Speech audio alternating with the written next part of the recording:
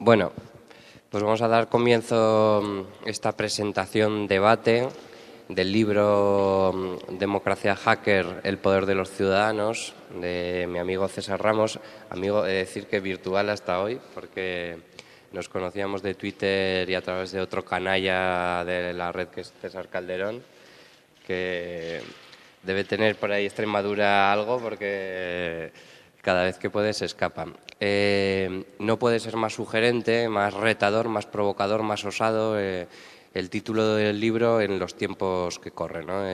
Democracia Hacker, que ya invita a la reflexión, y el poder de los ciudadanos.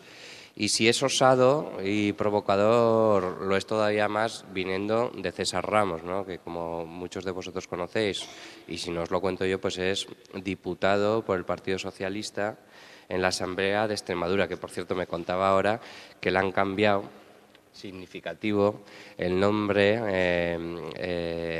de las Cortes de Extremadura, que se llamaba Asamblea, y ahora la han llamado por decreto, o saltándose el decreto, precisamente saltándose la ley, Parlamento, ¿no? A mí la verdad es que Asamblea me parece todavía un nombre más bonito.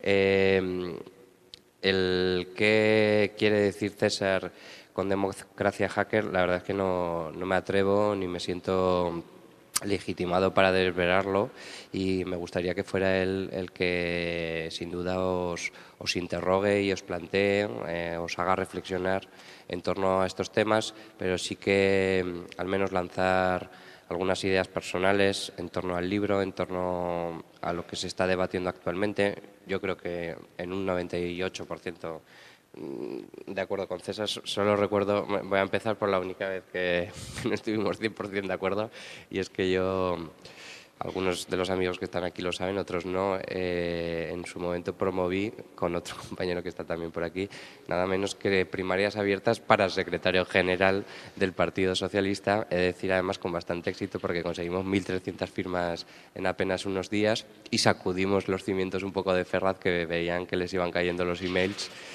Y de alguna forma, bueno, pues precipitamos que Rubalcaba y que Carme Chacón, pues poco menos en el lapso de unas semanas, se apuntaron al carro de que había que instaurar las primarias abiertas, eso sí, para candidato. Yo sé que César es un firme defensor de las primarias abiertas para candidato, pero el secretario general, como buen hombre de partido, no lo termino de ver. Pero dicho esto, a mí me ha sorprendido gratamente el libro. Propone una revolución, una redefinición total del status quo del sistema político actual, del modo en que se deben relacionar las instituciones y los ciudadanos, y también los partidos y los ciudadanos, que tantas veces son conceptos indisolubles el uno del otro. Y yo la verdad es que cuando reflexiono en torno a este tema, el otro día no sé con quién coincidía, en una conferencia en la universidad, me hacían una pregunta y digo, es que es imposible que una generación que está acostumbrada a cada día decir en Facebook lo que le gusta y lo que no le gusta, o a tuitear en el Twitter, o a retuitear, o a ponerte un favorito y tal, pero prácticamente de forma ya natural, en un proceso que a veces tendemos a pensar que no es reflexivo, pero desde luego es una decisión madura y adulta, les digamos que la democracia es votar cada 4 años, ¿no? Es que ahí hay una asincronía total entre lo que ha cambiado el mundo, lo que ha cambiado la sociedad, y lo poquito que han cambiado las sociedades, los partidos y las instituciones. En este contexto surgen discursos del que César es un abanderado, como el gobierno abierto y la transparencia. César es culpable de que Extremadura legislara sobre transparencia y gobierno abierto, pionera en España, solo con algunas honrosas excepciones, como el País Vasco, también, por cierto, el Ayuntamiento de Zaragoza, que se han hecho esfuerzos en este sentido. Gobierno abierto, que es, bueno, pues de alguna forma el relato socialdemócrata en su versión aceptada. Yo pienso que es el relato socialdemócrata del 15M, ¿no? La forma de interpretar cómo ha cambiado el mundo y llegar a soluciones, a nuevas fórmulas viables de interlocución, de diálogo entre los ciudadanos, los partidos y las instituciones. Y a mí me resulta inspirador. Yo comulgo, me apunto a la teoría, me apunto a la tesis, me parece ilusionante, al menos representa un punto y aparte, pero creo que empieza a ser poco, y sobre todo empieza a ser muy urgente, porque me parece que hay que empezar a hacer más y a hablar menos. También ahora justo veníamos comentando al respecto, ¿no?, que hacemos conferencias en las que nos dedicamos a pensar cómo tienen que ser las cosas, y los ciudadanos es que ya no están a que pensemos qué hay que hacer, es que están a que hagamos, ¿no? Y en este hacer, pues yo entiendo que las grandes decisiones, las grandes reformas es muy complicado llevarlas a cabo, pero necesitaríamos dotarnos de pequeñas victorias rápidas, de pequeños ejemplos inspiradores que sean capaces de conectar con la gente, ¿no? y que de alguna forma vean que detrás de las instituciones y detrás de los partidos pues hay equipos humanos, hay personas que son capaces de al menos de trazar, de dibujar otro relato. No puedo evitar hablar justo hoy un minuto, menos 30 segundos de mi libro, y es que en esa intención y a nivel micro, de forma humilde y en nuestro pequeño ecosistema, en nuestro pequeño proyecto que es Zaragoza Activa, pues precisamente lanzamos una red social vertical que es inédita y pionera, en el sentido de que prácticamente no hay ejemplos en España de instituciones, de proyectos públicos, menos aún locales, que se relacionen con sus usuarios, que se relacionen con sus comunidades, pues con una lógica distribuida, ¿no?, con una lógica de red. Un análisis somero, superficial de la herramienta nos puede hacer caer en la tentación, o en el análisis reducido que hemos lanzado, pues otro Facebook más o otro LinkedIn más de Zaragoza Activa, pero bueno, pues ese es el hecho tangible, pero lo que hay detrás, el fondo, que es lo que a nosotros nos importa, es que realmente hay una vocación de abrir en canal un proyecto público, de hacerlo horizontal, de generar una comunicación, intentar transferir todo lo posible. No es una red distribuida al 100%, pero se le acerca bastante, y darle voz, ¿no?, y en este sentido voto a la comunidad, a los ciudadanos. Y de verdad que pienso que tiene que ir por ahí la cosa, ¿no? Pequeñas victorias rápidas que vuelvan a conectar con la población que está más desafecta que en toda la historia. Y le dejo un poco a César que se explaye, que seguro que nos va a proponer debates, reflexiones muy interesantes. Bueno, lo primero, muchas gracias. Yo voy a intentar darle ritmo, voy a intentar que lo hagamos un poco entretenido, que no sea el típico discurso de un político que aburre, ¿vale?, sino que lo hagamos entre todos, porque al final, si hoy viniera aquí a explicar el libro que he escrito y lo hiciera como lo hacemos normalmente los políticos, que soltamos mucho rollo, que además creemos que todo el mundo está atento de nosotros, que nuestros discursos son seguidos por miles de personas, nos equivocaríamos. Porque yo creo que la política tiene que cambiar, y de eso es de lo que habla el libro. Los ciudadanos cada día, y en muchos sitios y cada día más en las plazas de los pueblos, en las plazas de las ciudades, en cualquier sitio están pidiendo que quieren otra forma de hacer política, quieren que la política cambie. Y los políticos tenemos la obligación de coger el guante y ver cómo podemos cambiar la política. Los ciudadanos lo están intentando, los ciudadanos son los que están pidiendo, incluso a través de propuestas como puede ser el 15M, propuestas para cambiar la política que tenemos a día de hoy. Yo tengo claro que los ciudadanos por sí solos no van a ser capaces. Y los políticos, por nosotros solos, tampoco vamos a ser capaces. Entonces tenemos que hacerlo entre todos. Y es lo que propongo en el libro, que lo hagamos de una forma distinta y que además, porque el mundo ha cambiado. La tecnología se ha convertido en un elemento imprescindible en esta nueva sociedad, en la que hacemos mucho uso de la tecnología, en la que la tecnología ha cambiado la forma de pensar, la forma de relacionarse, la forma de comprar, la forma de hablar con los amigos, y la política tiene que cambiar con la tecnología. El libro no habla de tecnología, aunque se llame Democracia Hacker, el libro no habla de tecnología, y que nadie se asuste si cree que se va a coger un libro, un tocho de tecnología, que al final va a ser un rollo o de política o de tecnología. La tecnología se ha convertido simplemente en una herramienta que permite que las cosas vayan mucho más rápido. Las revoluciones árabes fueron posibles gracias a la tecnología. Fue mucho más fácil movilizar a los ciudadanos gracias a la tecnología. El 15M consiguió movilizar a mucha gente gracias a la tecnología. Pero los políticos que en algunas ocasiones entendemos la tecnología como un fin, no es un fin, es una herramienta que permite que las cosas sean mucho más sencillas. Pero que también tenemos que pensar hacerlas sin tecnología y como la hemos hecho tradicionalmente, pero de otra forma, porque lo importante es la actitud que se toma. Cuando le puse el título y le llamamos Democracia Hacker, claro, sobre todo esto, la gente que lleva en política mucho tiempo, eso de que le llames algo hacker le asuste y dice, bueno, ¿y qué estás proponiendo con el libro? Es más, cuando Patxi López presentó el libro en Cáceres, explicó cómo venía de la Ejecutiva Federal del PSOE y dijo que iba a presentar un libro que se llamaba Democracia Hacker. Y en la Ejecutiva del PSOE se echaron toda la mano a la cabeza diciendo, bueno, ¿qué queréis buscar con eso de democracia hacker? ¿Queréis reventar la democracia? Y pasa porque el concepto de hacker, el concepto que trasladan muchas veces los medios de comunicación es un concepto equivocado. El hacker no es el pirata informático que entra en los ordenadores, que se salta la seguridad. Ese es el cracker, al que normalmente los medios de comunicación suelen llamar hacker, y por eso la equivocación. El hacker es un apasionado, es alguien que hace las cosas porque pone toda la pasión, que le gusta colaborar, que le gusta participar, que lo hace de una forma distinta. Por eso se llama democracia hacker, porque creo que la política tiene que cambiar con actitudes hacker, con políticos que no están en política por el simple hecho de estar, sino que están en política porque quieren cambiar las cosas. Cuando alguien me ha preguntado en alguna ocasión que cómo definiría un político hacker, yo definiría un político hacker aquel que no va a buscar estar en política simplemente por estar.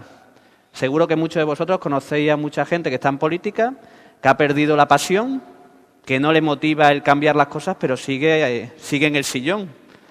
Para mí ese no es el político hacker. El político hacker es el que cuando pierde la pasión, en el que no le motiva el cambiar las cosas, deja la política. Porque al final, si no hay pasión en la política, como en tantas cosas en la vida, de nada sirve. Y los políticos tenemos dos opciones.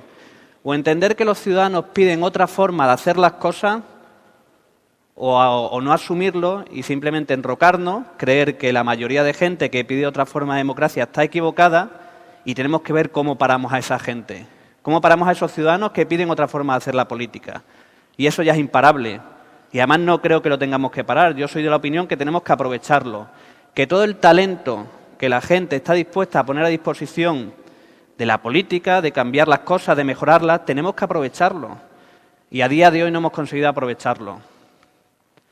La sociedad lo viene haciendo desde hace mucho tiempo. El 15M lo hizo. El 15M consiguió organizarse a través de las redes sociales. Consiguió hacer asambleas ciudadanas en las que hacían propuestas concretas y funcionaban. Consiguieron cambiar la forma de hacer las cosas, en el que hicieron una política o una forma de hacer política que era más horizontal, en el que no uno era el que preponderaba sobre todos los demás, sino que lo importante eran absolutamente todos. Cualquiera podía coger la palabra, cualquiera podía decir lo que pensaban y entre todos decían si estaban de acuerdo o no estaban de acuerdo. La sociedad lleva haciéndolo desde hace mucho tiempo. El software libre es el mayor ejemplo de ello. Como un software, alguien que decide abrir el código de un programa para que otros lo mejoren, para que lo aprovechen, para que puedan utilizarlo libremente. Esa es la filosofía que defiendo que se puede llevar a cabo en la política y que es posible. Hay muchos proyectos que en la sociedad se llevan poniendo en marcha desde hace tiempo. Hay uno que a mí me parece muy, muy interesante, que además se ha estrenado hace poco, que es una película, un proyecto cinematográfico que se llama El Cosmonauta. El Cosmonauta es una película que además podéis verla en la página, podéis verla gratuitamente, que se ha financiado con la aportación de muchos productores, a través de pequeñas aportaciones, cada uno ponía 5 euros, 10 euros, permitía que la película se llevara a cabo, se pudiera poner en marcha, se pudiera diseñar, pero no solo eso, cuando iban grabando, cada una de las escenas lo subían en streaming para que la gente lo pudiera ver El guión desde el primer día estaba colgado en la web para que lo pudieras ver. Las redes sociales han jugado un papel muy importante. Esto que pasa en la sociedad normalmente, que lo hacen las empresas, que lo hacen los ciudadanos, normalmente los políticos estamos ajenos, vivimos como en un micromundo en el que estas cosas todavía no han llegado de la forma suficiente y colaboramos muy poco. Espacios como este, espacios de coworking donde la gente va a colaborar, donde la gente pone su talento a la disposición o lo pone a disponibilidad de todo el mundo. Eso es lo que tenemos que conseguir trasladar a la política. Si la sociedad la ha podido poner en marcha, la política también puede o debe ponerlo en marcha.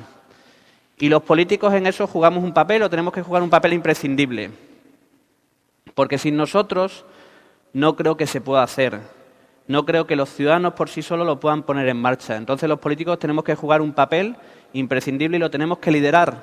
Como he dicho antes, tenemos dos opciones. O resignarnos a decir no queremos cambiar las cosas o decidir que queremos liderar ese cambio. Y como en el libro se habla de, hay una parte, un apartado que se habla del perfil del político hacker, en el que yo lo que hice era preguntar a la gente que para él quién era un político o qué características tenía que tener un político hacker. Y después cuando entremos en el debate me gustaría que vosotros me dijerais cuáles son las características que vosotros creéis. En Facebook la gente me decía cosas muy sencillas. Primero, que tuviera capacidad de empatía, que tuviera la capacidad de ponerse en la cabeza de la gente. Si un político a día de hoy no consigue ponerse en la cabeza de los ciudadanos, no va a conseguir cambiar las cosas. Si no consigue sentir lo que sienten los ciudadanos, no va a ser capaz de asimilar o de ver los problemas que tiene a día de hoy la ciudadanía. Un político hacker no es el político que utiliza las redes sociales, que conversa por las redes sociales. Eso no es un político hacker. Si es cierto que un político hacker tiene que ser el que tenga la capacidad de estar en las redes sociales conversando, pero también en la calle. Y a la mayoría de políticos que conocemos a día de hoy, cuando utilizan las redes sociales lo suelen utilizar como un tablón de anuncios. Cuelgan su mensaje, cuelgan su frase, su última foto, cuelgan su último mensaje, pero conversan muy poco. Es más, muchos de los políticos que están en las redes sociales lo utilizan para ganar elecciones, pero no creen en ello. En Extremadura tenemos un ejemplo, que es el presidente actual. Llegó a la Junta de Extremadura teniendo un blog muy activo, teniendo Facebook, teniendo Twitter, y además lo ha utilizado de una forma razonable.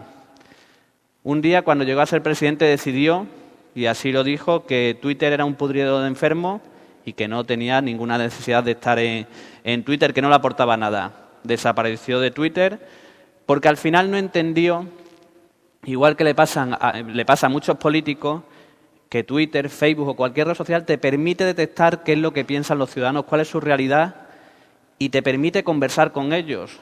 Yo utilizo mi blog, utilizo las redes sociales para presentar iniciativas parlamentarias y reconozco que me sirve, reconozco que me han mejorado iniciativas, reconozco que hay iniciativas parlamentarias que he cambiado la formulación inicial por lo que me decía la gente y te permite detectar si te estás equivocando o no te estás equivocando.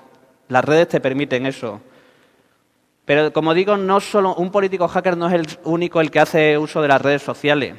También tiene que tener la capacidad de hablar con la gente en lo físico, sin utilizar lo virtual. Pongo un ejemplo, que es el de Guillermo Fernández Vara, que fue presidente de la Junta de Extremadura, que puso en marcha un blog hace mucho tiempo, desde el 2007, y que lo que hacía cada cierto tiempo era quedaba con la gente que seguía el blog, que comentaba el blog, quedaba con ellos para hacer quedadas, y hablaba con ellos, intercambiaban opiniones, porque la red es muy fría, porque la red a veces no te permite detectar los sentimientos de la gente. Y un político hacker es el que tiene la capacidad de detectarla, de conversar, de escuchar en lo físico y en lo virtual. En la política se produce un efecto muy curioso que es el de la burbuja y el del síndrome de Estocolmo. En los políticos, normalmente los líderes de los partidos políticos, los que tienen altas responsabilidades, están rodeados de un grupo de colaboradores que no les permiten en muchas ocasiones ver la realidad. Le hacen la envolvente para que vean su realidad, lo que le conviene al equipo que le rodea. Con las redes sociales eso se podría solucionar, porque cada uno puede gestionar sus redes sociales y ver lo que piensan los ciudadanos. Pero no suele ocurrir. Lo suele llevar un community manager o al final no es capaz de detectar. La imagen, además, que utilizo es una que además es muy simbólica de lo que suele pasar, de cómo al final los políticos se meten en una burbuja y no consiguen ver lo que está pasando en la realidad y tienen una realidad paralela, tienen una realidad virtual. No podemos resignarnos a más subidas de impuestos. En época de crisis tienes derecho a que se bajen los impuestos. Tienes derecho a que te bajen los impuestos. No se pueden subir los impuestos. Nadie en época de recesión y de crisis sube los impuestos. Hay que bajar el IRPF. Vamos a bajar el impuesto de la renta de las personas físicas. No quiero abaratar el despido. Yo no creo que haya que abaratar el despido. El Partido Popular no va a apoyar abaratar el despido en ningún caso. El Partido Popular se compromete a que ni educación, ni sanidad, ni pensiones jamás sean afectadas por la crisis económica. Yo le voy a meter la tijera a todo. Ese vídeo no lo he puesto para ver las mentiras del PP, aunque ya aprovecho y permite verse, pero al final lo único que se demuestra es que las redes sociales, los medios tecnológicos, hacen que en todo momento estemos vigilados. Cualquier cosa que pueda decir yo aquí, en un futuro podrá ser utilizada en mi contra. Entonces, ahora los políticos estamos más vigilados que nunca. Los políticos, que antes podíamos decir una cosa y al día siguiente la contraria, a día de hoy enseguida te saca un vídeo. Y ahí he puesto un vídeo que es de La Sexta, pero tú ves a ciudadanos que hacen vídeos con las mentiras que decimos cada uno, las mentiras o las incongruencias que decimos. Y tenemos que tenerlo en cuenta. Las nuevas tecnologías han permitido el que podamos fiscalizar de una mejor forma a los políticos y a las políticas que se hacen. Hay otra cosa que tenemos que cambiar, que es que los ciudadanos no se sienten representados. Y tenemos que ver cuál es el sistema electoral que permite que los ciudadanos se sientan representados. ¿Son las primarias? Yo no lo tengo claro. Después, si queréis, abrimos el debate sobre este y otros temas. Yo no tengo claro que sean las primarias. Algunos se escandalizaban cuando yo digo que las primarias no es el sistema más abierto. Tenemos que buscar el sistema que permita que los ciudadanos crean o sientan que a la persona que han elegido o que pueden elegir a sus representantes, pero que además pueda servir para que tengamos un líder o un buen líder los partidos políticos. Y para eso tenemos que buscar el mejor sistema electoral.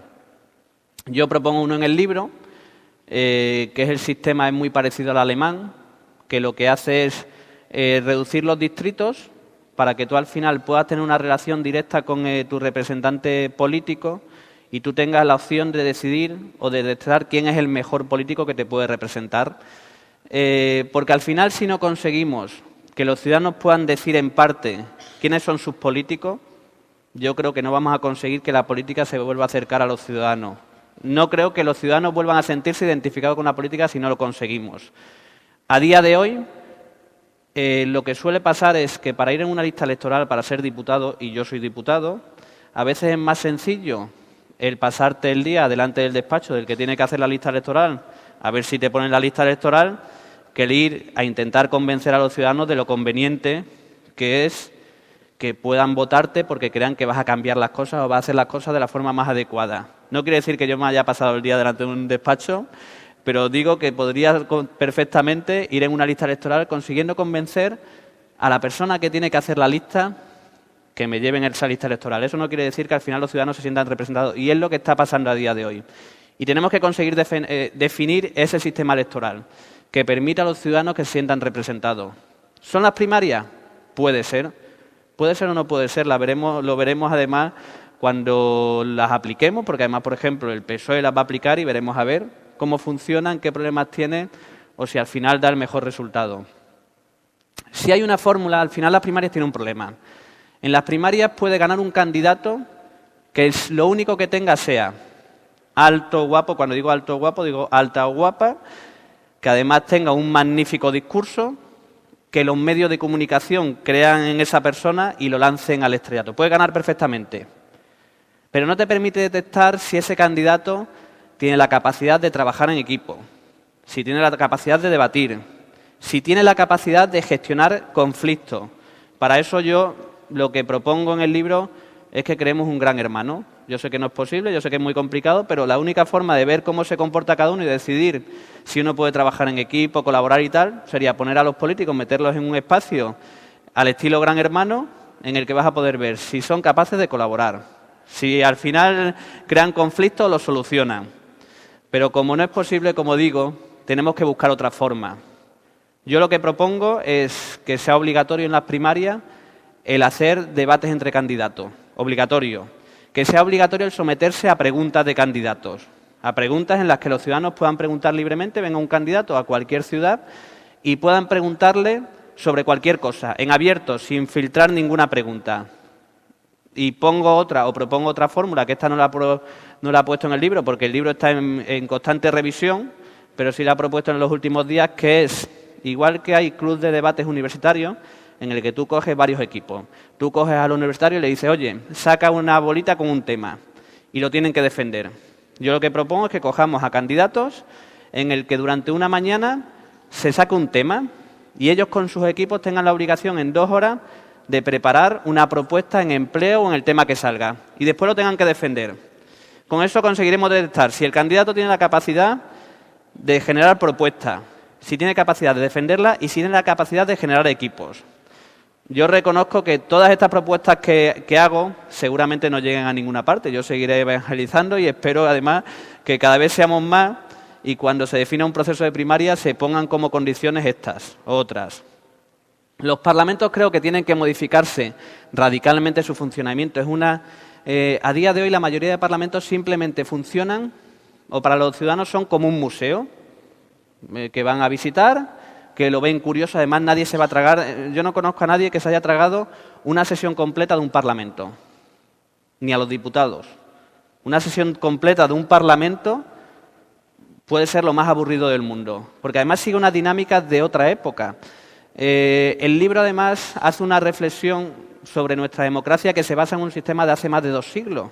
Y hace más de 2 siglos y el sistema no ha cambiado absolutamente nada. Es decir, sigue funcionando de la misma forma los parlamentos, los partidos, los políticos, de la misma forma muy parecido. La sociedad sí ha cambiado, pero los parlamentos no se han adaptado, ni los políticos ni los partidos. Y cuando los ciudadanos piden que se haga otra forma de hacer política, que los parlamentos se acerquen, lo que nos encontramos es que, siendo la casa de todos los ciudadanos, se les impide que vayan a participar, se les impide que se puedan acercar. A mí me genera o me produce una gran tristeza ver las imágenes, y cada día las vemos más, de parlamentos a los que los ciudadanos no se pueden acercar, en el que son completamente ajenos a ellos. ¿Para qué queremos parlamentos si los ciudadanos no los sienten como propios? Y imágenes que vemos muchas veces en los parlamentos en los que los ciudadanos no pueden opinar, en los que se les echa por opinar, que lo entiendo porque no está reglamentado y no de la forma, pero no se permite la participación. En un espacio que es para los ciudadanos no se recoge en ningún momento su opinión o su participación. Yo propongo en el libro varias fórmulas. Primero propongo, por ejemplo, que se generen los plenos ciudadanos. Y esto es algo que hemos incluido en la Ley de Gobierno Abierto de Extremadura, que está aprobada y que se tiene que aplicar obligatoriamente a partir de hoy, dentro de 6 meses. Tendrán que aplicarlo. Una cosa son los plenos ciudadanos. Obligatoriamente tendrá que haber anualmente un debate entre los principales líderes de los partidos políticos representados en la Asamblea de Extremadura con las preguntas de los ciudadanos, en un estilo tengo una pregunta para usted, en el que una vez al año se seleccionen a través de sorteo los ciudadanos que van a poder ir a preguntar y le puedan preguntar sobre lo que quieran. Al final conseguiremos que los ciudadanos puedan participar de alguna forma. Además, las dinámicas parlamentarias son muy aburridas y muy rígidas. No te permiten salirte del guión ni una pizca, no permiten las interrupciones entre comillas, no permiten el debate. Por eso digo que son muy aburridas. Hay que regularlo de alguna forma que permitan hacerlo más atractivo, más dinámico y que además la gente no se aburra si sigue un pleno de un parlamento. Y además creo que hay que sacar la política a la calle. Hacemos política en los parlamentos, pero no la hacemos donde lo tenemos que hacer. ¿Por qué no hacemos un debate parlamentario en un colegio para hablar de educación? ¿O en la plaza de un pueblo sobre un tema? Eso es una de las cosas, o alguna de las cosas que propongo en el libro, que saquemos la política a la calle, porque la gente necesita que la política se acerque a la calle. La imagen es de algo que pasó por algo no deseado, por un efecto no deseado, pero que a mí me pareció muy, muy interesante. La Asamblea de Extremadura estaba rodeada de policías que no permitían a un colectivo ciudadano reunirse con un grupo político, con varios grupos políticos. Uno de los grupos políticos tomó la iniciativa de decir, vale, si no permiten que me pueda reunir en la sede del grupo parlamentario con los ciudadanos, tendré que irme donde están los ciudadanos. Entonces sacaron a la calle las sillas y se reunieron con ellos. Pero es que yo creo que hay que hacerlo de forma natural, no solo porque se dé este elemento en el que no se permite en sede parlamentaria reunirse. Las leyes y la forma en la que se explican las leyes, las iniciativas parlamentarias, yo que he hecho la ley de gobierno abierto y en el que recibí un informe del Consejo Consultivo de Extremadura, no entendía absolutamente nada. Soy parlamentario y no entendía absolutamente nada de lo que me decía el Consejo Consultivo. Y yo me preguntaba, si no lo entendía yo, cuando un ciudadano coge alguna ley, que además tiene la obligación de cumplir, la mayoría no entendemos qué quieren decir las leyes. Entonces lo que propongo es que busquemos la forma de que las hagamos entendibles para todo el mundo. Que obligatoriamente para una ley se tenga que presentar en vídeo, en formato de infografía, en una serie de formatos que permitan hacerla amigable para la gente. Creo que los gobiernos tienen que cambiar, creo que los gobiernos tienen que hacerlo de forma distinta. Ya Raúl ha hablado antes de que en España ya se están poniendo en marcha muchas acciones de gobierno abierto, que es importante para cambiar la forma de hacer política, pero tenemos que cambiar muchas cosas. Para mí no solo sirve con el gobierno abierto, sino que sirve con la forma de cambiar la forma en la que se hacen las cosas. Yo he visto en este espacio una cosa que me ha resultado muy interesante, que es el espacio en el que se atiende a las personas desempleadas. No parecía un espacio de la Administración para atender a la gente que está desempleada. Al final tú vas a una Administración y la sensación que te da es que es más importante el formulario y cuántos formularios recogen al día que a cuántos ciudadanos le consiguen resolver el problema. Además son espacios muy fríos, son con mostradores en medio que no permiten, que te da una sensación que al final el ciudadano no es importante y creo que tenemos que cambiarlo. Y además se da una cosa muy curiosa que es lo de te mandan de ventanilla en ventanilla hasta volver a la ventanilla inicial en la que habías empezado el problema. Y creo que se consigue solucionar eso colaborando entre administraciones. Si un empresario tiene un problema, tiene que poder solucionarlo en el mismo espacio, que una administración autonómica, provincial, local y nacional tengan el mismo espacio o compartan espacios los que tienen que solucionar los problemas empresariales. Solucionarían muchas cosas y al final funcionaría de otra forma. Tenemos que acabar con las ventanillas típicas en las que lo importante es el formulario y no la resolución del problema. Yo pido o yo apuesto por una administración en la que se dé la transparencia total. No es entendible a día de hoy en el que los ciudadanos no puedan conocer todo lo que hace una administración y en qué se gasta el dinero. Ahora se hacen en este país muchas leyes de transparencia, pero se hacen como respuesta o como tratamiento a problemas de corrupción. Yo prefiero la transparencia como un derecho de los ciudadanos, porque al final si tú vas a tu banco y un día le pides tu cuenta, quiero conocer qué movimientos he tenido en mi cuenta, que no me acuerdo. Imaginaros que vais a vuestro banco, le pedís vuestro número de cuenta, que os enseñe los movimientos y no lo quiere enseñar. Pues eso es lo que pasa en la administración. El dinero que gestionan las administraciones es dinero de los ciudadanos, pero los ciudadanos no pueden conocer en qué se lo gastan, con quién contratan, a cuánto dinero se han gastado en cada una de las actuaciones. Por eso yo creo que en la administración se tiene que dar la transparencia total, que es por lo que apuesta el gobierno abierto. Tiene que apostar por la participación. Tiene que buscar la forma que cada uno de los desarrollos de planes que tenga que hacer la Administración, los ciudadanos puedan participar en su elaboración. Ya hay ejemplos en este país de ello. Está Irekia, que para mí es un magnífico ejemplo de gobierno abierto, que es lo que se puso en marcha por Patxi López en el País Vasco, que es un ejemplo de gobierno abierto, participación, colaboración y transparencia. Porque los ciudadanos tienen derecho a conocer todo y a participar. Creo que tenemos que cambiar los partidos y tenemos que cambiarlos radicalmente. Y tenemos que hacerlo de una forma distinta. Los partidos están esperando a que los ciudadanos se vuelvan a acercar a ellos, a que vuelvan a entrar en la sede de sus partidos, a que vuelvan a llegar allí, pero no lo van a hacer. Por eso los partidos se tienen que acercar y se tienen que acercar a los ciudadanos de forma distinta y haciendo la política de forma distinta y con dinámicas distintas. Esto que estamos haciendo hoy aquí es lo que podrían hacer o debían hacer los partidos políticos. Y hacerlo fuera de la sede de los partidos, hacerlo donde la gente está cómoda y donde la gente trabaja normalmente y colabora. Y hacerlos con dinámicas que permitan la participación de todos. A mí me encantaría que las conferencias que hacen los partidos para definir sus programas electorales no fuera una intervención del 80% de 4 personas y el resto no tienen casi tiempo para intervenir.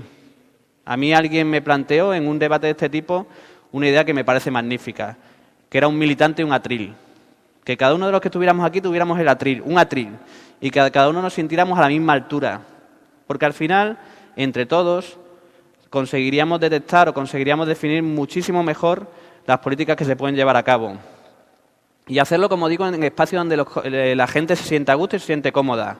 Hacerlo en los bares, hacerlo en los cafés, hacerlo en espacios como este, de colaboración, ir donde está la gente, hacerlo en los colegios y en las plazas de los pueblos. Y propongo una fórmula para la financiación de los partidos políticos que se da en algunos sitios, que se da en la sociedad, que es la microfinanciación, el crowdfunding, que lo que hace es que muy pocas aportaciones permitan financiar algunos proyectos. ¿Sería posible que a día de hoy se abrieran páginas en las que un partido político, un colectivo, abriera una página para financiar una campaña contra la privatización de la sanidad y que ciudadanos decidieran aportar cada uno una pequeña cantidad? Yo creo que elementos de esto tenemos que conseguir incluirlo dentro de la financiación de partidos, con ciertos límites para evitar que se den algunas prácticas que no deseamos, pero sí permitiendo que la gente colabore incluso en la financiación. Voy a terminar para que además abramos un debate con algo que me parece imprescindible.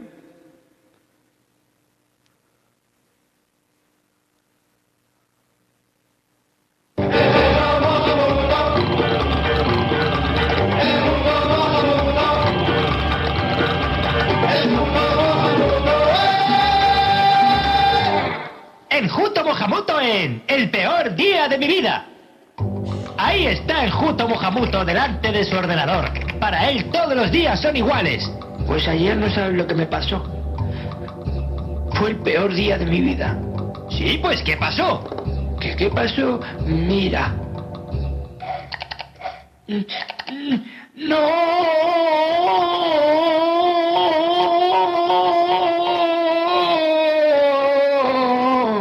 No funciona internet. ¿Y qué hiciste? ¿Qué hice?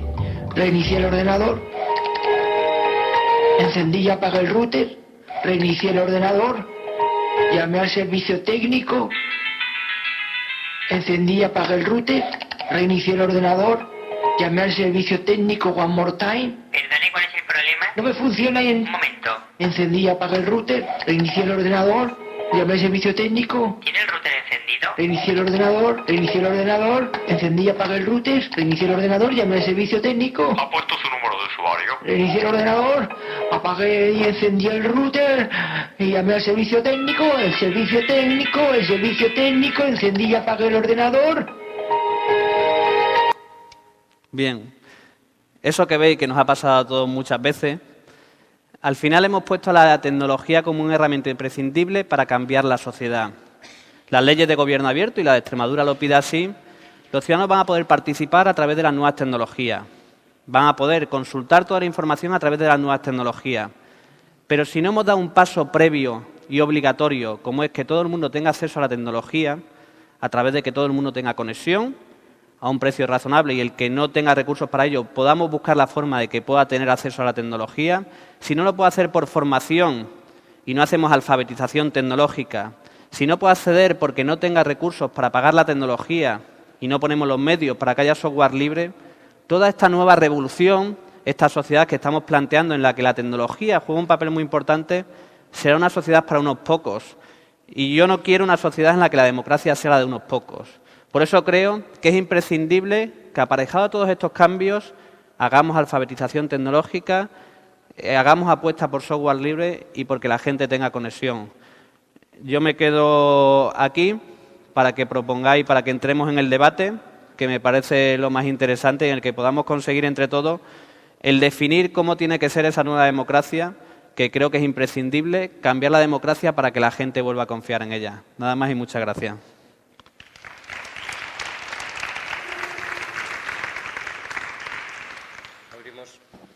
Abrimos un turno de preguntas, reflexión, sugerencias, pero el tema de sí o sí que no vais a liberaros y tal. Venga, Diego, que veo que te quieres soltar.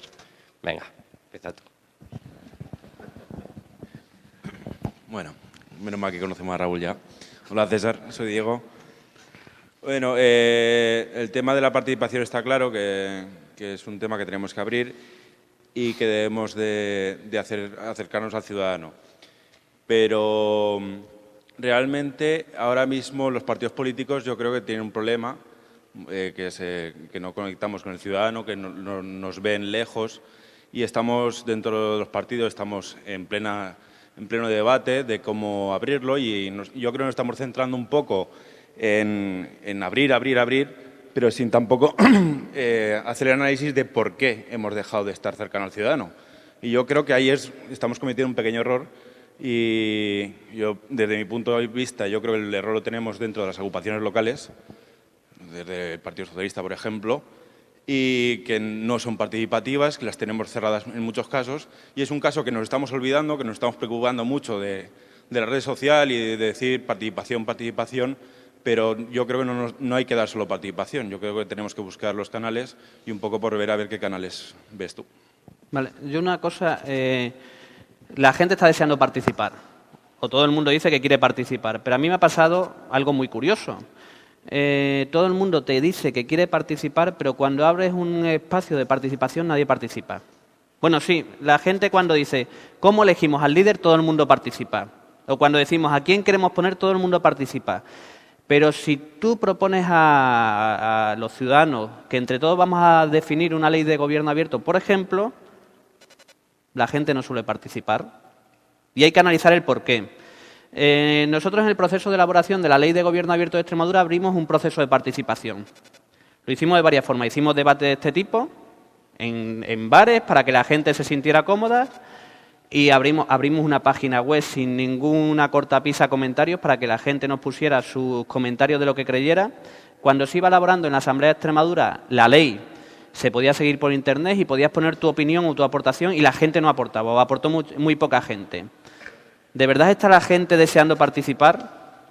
Pero yo creo que sí, ¿vale? Lo que pasa es que tenemos que crear una cultura de la participación y tenemos que definirlo. Yo creo que la participación hay que conseguir recompensarla.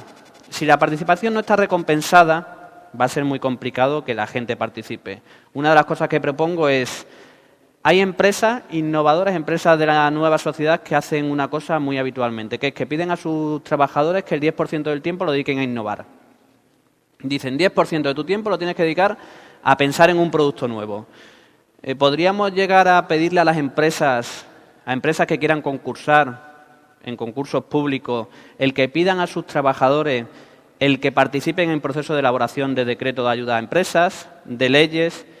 Y a esas empresas que veamos que han participado sus trabajadores, recompensarlas con algún punto en un concurso público.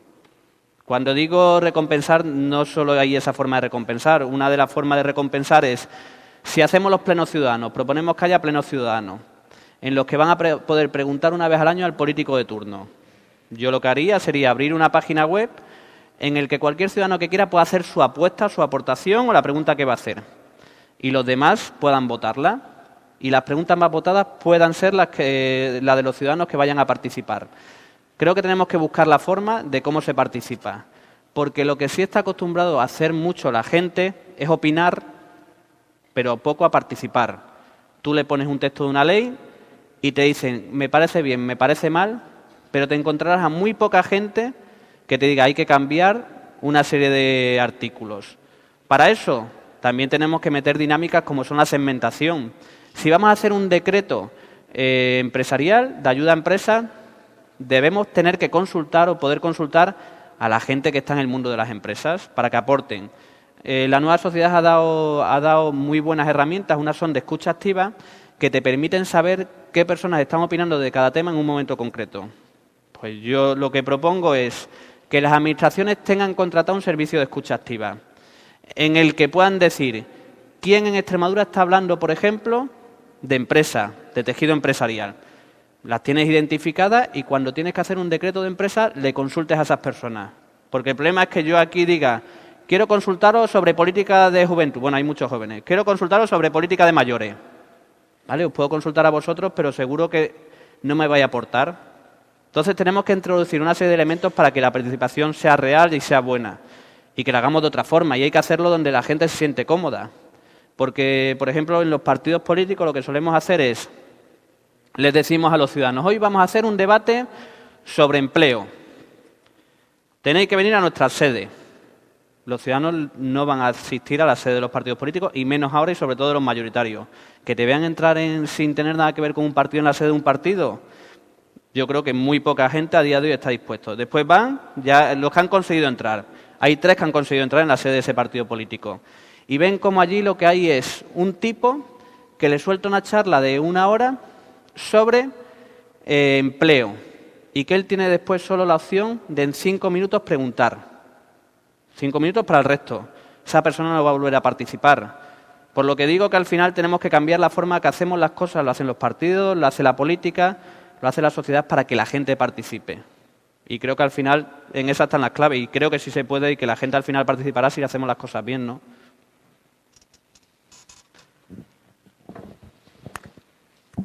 Gracias. Podemos asumir un escenario en el cual los partidos políticos, un partido político realmente abierto a la militancia y a la escucha de la sociedad, partiendo de un ideario general que normalmente se dibuja en trazo grueso, para algún aspecto determinado, recabando información, haciendo escucha, etcétera, etcétera, puede determinar un conjunto de políticas específicas orientadas a una acción determinada. Esto está en el libro bien desarrollado, al igual que también lo está la figura del político, reivindicada aquí desde el punto de vista de la integridad, la honestidad, llevar al último extremo su pensamiento, etcétera, etcétera. Puede llegar a ocurrir que en un momento determinado el que levanta la mano en un parlamento es el político, y la política que está en cuestión la define el partido. La pregunta es, ¿disciplina de voto sí o no? Vale. A mí no me gusta la disciplina de voto, pero reconozco que la cumplo, incluso he votado cosas con las que no estoy de acuerdo. Y voy a explicar el porqué. Como está el sistema electoral actual, tú te presentas por una sigla de un partido político. ¿Vale? A mí no me han votado los ciudadanos por ser César Ramos. No, ellos votaron al PSOE. Entonces lo lógico es que sea el PSOE el que decida qué se tiene que votar. ¿Vale? Pero como sí creo que tiene que haber una mayor relación entre el representante y el representado, creo que hay que cambiar el sistema electoral, en el que una parte de la decisión de quiénes son sus representantes tienen que decidir los 2 ciudadanos, y a partir de ahí sí creo que hay elementos en el que cada uno puede votar lo que quiera. Es decir, yo soy de la opinión que las cosas que son claramente ideológicas, están marcadas claramente en el programa electoral del partido, o son claramente ideológicas, todos tengamos que votar lo mismo. Pero en otra serie de elementos, creo que cada uno teníamos que poder votar lo que nos dé la gana. Por una razón, eso permitiría que al diputado que tenga que defender un tema se le ocurre mucho más y busque el convencer a la máxima gente posible, y que los debates fueran bastante más entretenidos y que además tuvieras que escuchar para saber si quieres votar a favor o en contra. Y además conseguiría el ver la visión, porque nosotros, por ejemplo, en Extremadura somos 65 diputados y la mayoría dice, ¿y para qué sois 65 diputados si todos votáis lo mismo? Con que fuera uno por cada partido sería suficiente. Por eso sí creo que hay que buscar la forma de cambiarlo. Yo con la disciplina de voto, con el sistema actual creo que es obligatorio, por principio, porque no me han votado a mí, pero creo que hay que cambiar el sistema para que sí pueda cada uno marcar diferencias en algunas cosas. Eso también tiene sus riesgos, que son los lobbies. Si cada uno puede votar en cada momento determinado lo que quiera, imaginaros que hay un día una ley o un decreto, cualquier cosa, sobre energía renovable. Pongo un ejemplo. ¿Os imagináis a las grandes compañías eléctricas que no tienen energía renovable siguiendo a cada uno de los diputados para pedirle que voten en contra de eso? Pasará. ¿Cómo se soluciona? Tiene una solución muy sencilla. Con las agendas públicas, con un registro de lobbies, que no pasa nada, que te tengan que intentar convencer porque creen algo, agendas públicas en el que los ciudadanos puedan conocer con quién está reunido, con quién no está reunido, qué hace, para solucionar esas cosas. Al final, lo que parece muy democrático en algunas ocasiones, cuando se pone en práctica se ve que no es tanto, o que tiene una serie de problemas. Pero yo, disciplina de voto, a mí yo reconozco que no me gusta la disciplina de voto. Si por mí fuera, me lo hubiera saltado en varias ocasiones. Pero como reconozco y sé que no me votaron a mí, sino que votaron al PSOE, a día de hoy voy a seguir votando lo que decida el PSOE. Sí.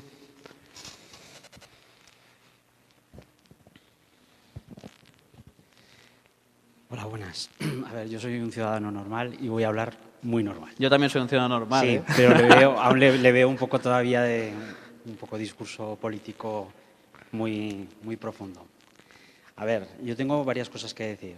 Yo veo que el principal problema que tenemos es que los derechos fundamentales que dice la Ley de Leyes de la Constitución, vivienda, trabajo, salud, ya no se cumplen. A partir de ahí ya tenemos un problema muy serio. La política tiene un problema muy serio. Yo la única persona en mi vida que he escuchado que lo que habla y lo que dice es consecuente es a Julio Anguita, como político. Luego diría que nos expliquen a los ciudadanos por qué gobierna la política, o sea, por qué gobierna la economía. Porque, bajo mi punto de vista, gobierna la economía. Que nos lo expliquen, qué alternativas tienen y qué proponen para ese cambio.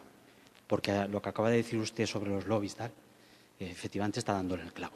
Es decir, el político se presenta como un interlocutor para solucionar problemas, para dar al ciudadano lo mejor, pero realmente en sus manos posiblemente cada vez esté menos esa solución, porque gobierna la economía y gobierna profundamente, y de ahí son los problemas que tenemos. Entonces, de verdad, que se nos hable claro de qué alternativas hay y por qué hemos llegado a este punto. Eso sí. Vale. Mira, comparto contigo que gobierna la economía a día de hoy. Más que la economía, los mercados. También hemos decidido que gobernaran los mercados, ¿eh? Es decir, al tener la dependencia total que tenemos de los mercados, decidimos que sean los mercados los que al final dependamos de ellos.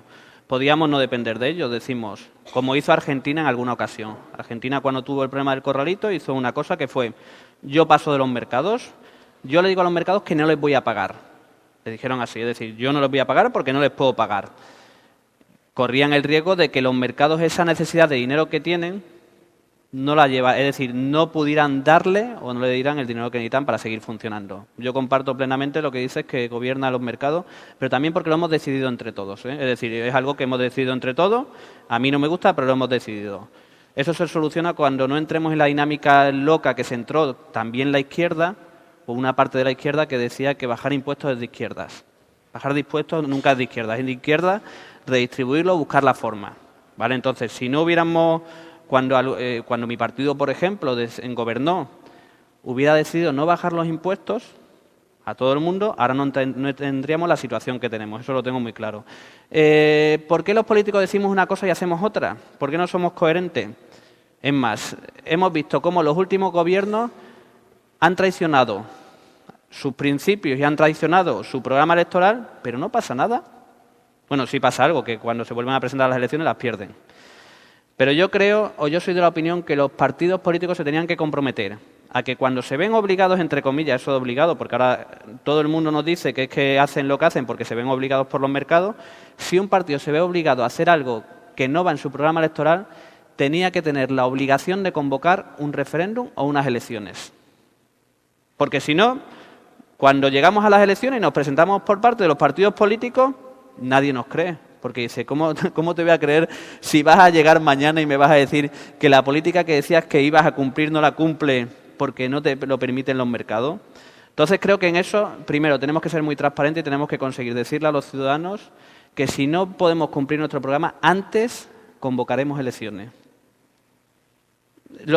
¿Diciendo eso se va a solucionar y los ciudadanos van a creer a los partidos? Creo que no, ¿vale? Pero yo soy de la opinión que debíamos hacer eso. Además, por lo que dice, me han nombrado a alguien que es Julio Anguita. Vale, plantear ciertas cosas no tiene mérito, entre comillas, si no tienen la posibilidad o la obligación de gobernar. Yo ahora soy oposición y voy a reconocer una cosa, la oposición es muy sencilla y muy cómoda, porque puedes decir un montón de cosas, es decir, y puedes achacar al gobierno un montón de cosas, es muy sencillo y muy cómodo. Esto también lo dije en Madrid, alguien se molestó, había gente de Equo y se molestó diciendo que no, que ellos dicen lo que defienden, pero es cierto que si no eres opción de gobierno es mucho más sencillo para cualquiera defender algunas cosas. El problema es, a mí lo que me parece que tiene mérito de verdad es que lo que defiendas cuando gobiernas lo lleves a cabo. Y no quiero criticar con ello a Julio Anguita ni nada, pero digo, la ventaja que tenía es que sabía que no iba a gobernar.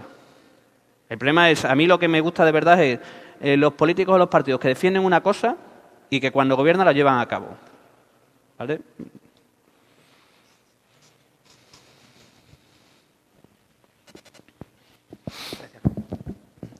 Gracias, César, por tu explicación. Bueno, una coletilla antes. Yo no he sido consciente de haber votado que nos reine el mercado, ni de haber votado a algún partido político que lo llevara en su diario, en su programa electoral.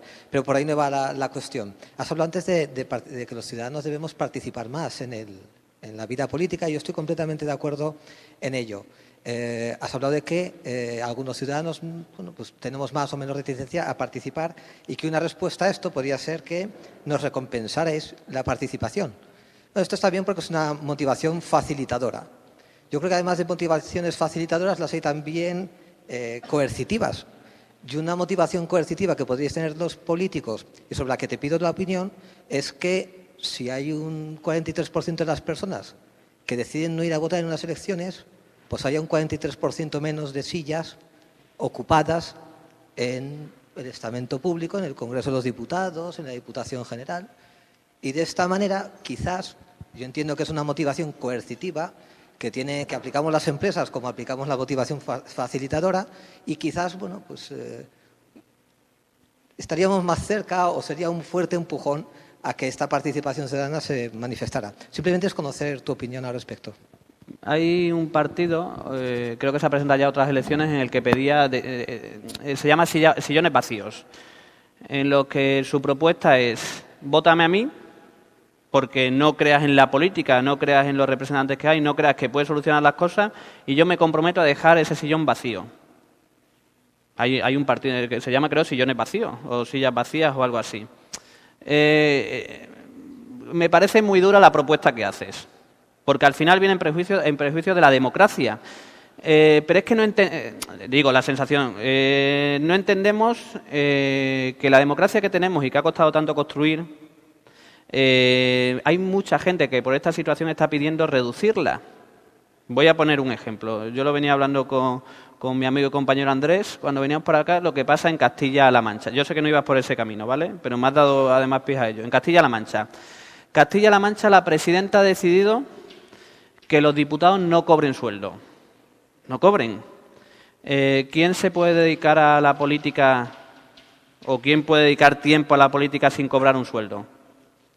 El que tenga mucho dinero, el que tenga muchos recursos, como pasaba antiguamente, o no dedicará tiempo a la política. Los ciudadanos que están en la oposición, por decirlo de alguna forma, o que están en contra del gobierno, van a permitir, es decir, van a sentirse representados si los diputados no pueden trabajarse las propuestas que llevan, ni pueden defenderlas, ni pueden tal. Hay una cosa, y sé que no ibas por ahí, hay una cosa que planteo en el libro, que si le dices a los ciudadanos, ¿sobran políticos? ¿Qué dice la mayoría? Que sí. Hombre, sobra con la dinámica actual en la que todos votamos lo mismo. Pueden sobrar con esa dinámica en la que todos votamos lo mismo. Claro, no, y sobran...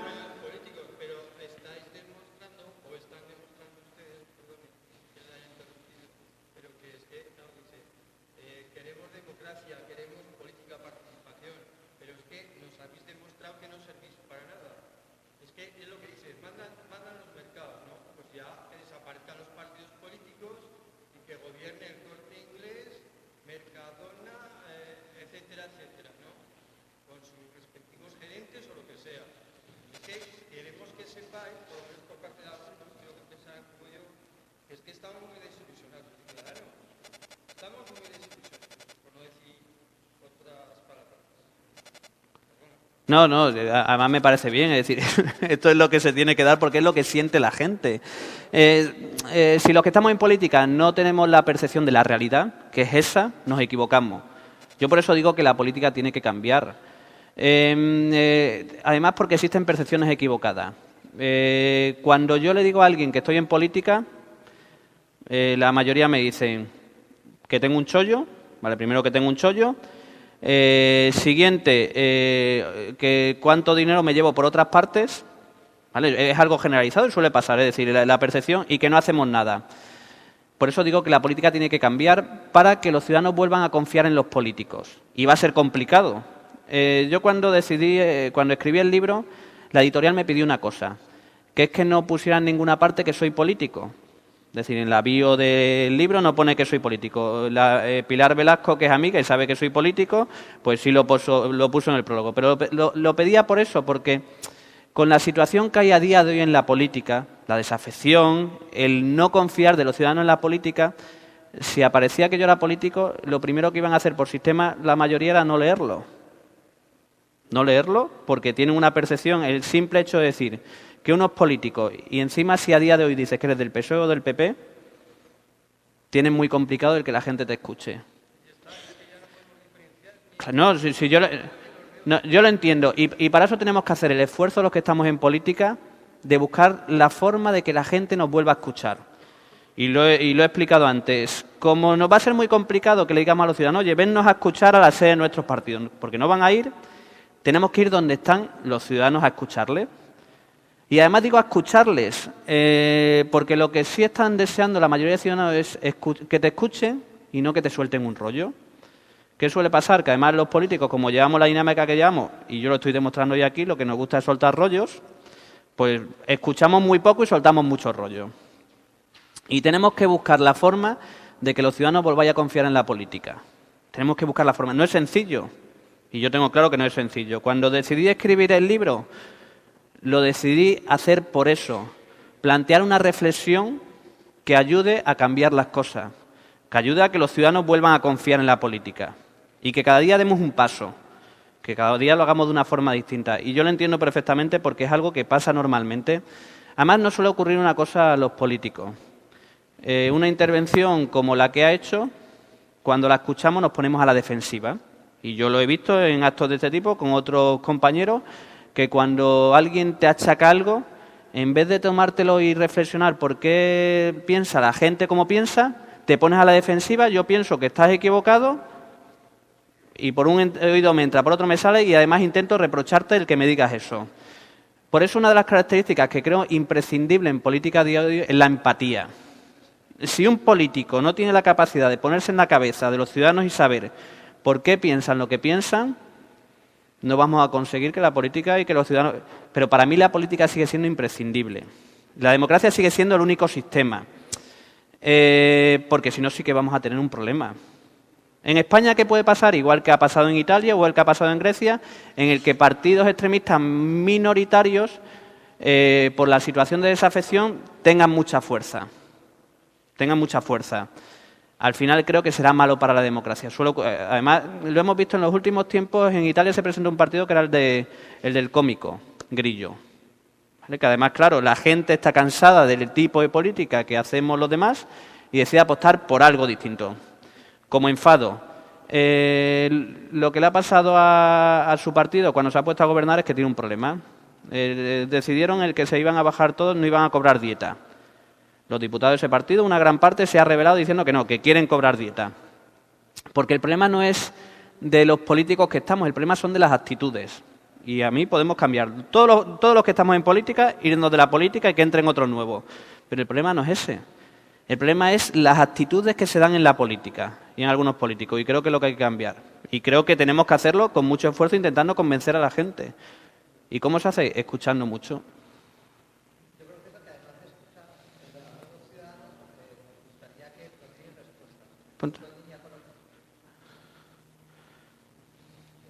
La mano. Decía que además de escucharnos, que está bien, pero que a algunos ciudadanos nos gustaría que nos dierais respuestas. Un poco en línea con lo que comentaba Raúl, que además, si además de esas respuestas llevan asociadas una acción, pues ya vamos, os haríamos la ola, ¿no? Y esto no habitualmente no es así.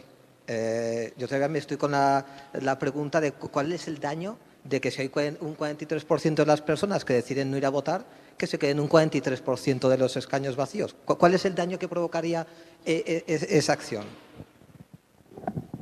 Es que la verdad es que no tengo claro el resultado, es decir, no tengo claro ni qué beneficia ni qué aporta. Creo que habría menos políticos y menos política. Menos gente. Menos política no, con el sistema actual no, porque como hay una disciplina de voto, sí. No habría, lo que habría una motivación coercitiva a forzar a los ciudadanos a que votaran. Con lo cual, ¿por qué? Porque si no habría menos ingresos, tanto por parte de los partidos políticos como por parte... Habría menos políticos con capacidad de ir a escuchar a ciudadanos y saber cuáles son los... No, habría menos política. Es lo que te decía antes, el eterno debate de si sobran políticos y si cobran mucho. que además yo lo he señalado en el libro. Ya sé que no, es que como no tengo claro el resultado, de que votes y se quede una parte de los escaños vacíos, que para mí no tiene, es decir, no tiene como enfado. No, si los enfados se plantean cada día, es decir, los enfados lo están planteando con la abstención. Con la abstención, o se plantean cada día cuando la gente dice: vamos a rodear el Congreso y vamos a hacer una asamblea constituyente nueva. ¿Solucionaría las cosas? No, ¿sabes lo que pasa? Mi impresión, lo que pasaría es que los que estamos ahora saldríamos, entrarían otros nuevos, pero es lo que decía antes, pero con los mismos vicios. Lo que hay que cambiar es el sistema. Lo que hay que cambiar al final es el sistema. ¿Qué ocurre? Que abrimos espacios de participación. En Extremadura se abrió un portal que era Opina Extremadura. ¿Qué ocurría?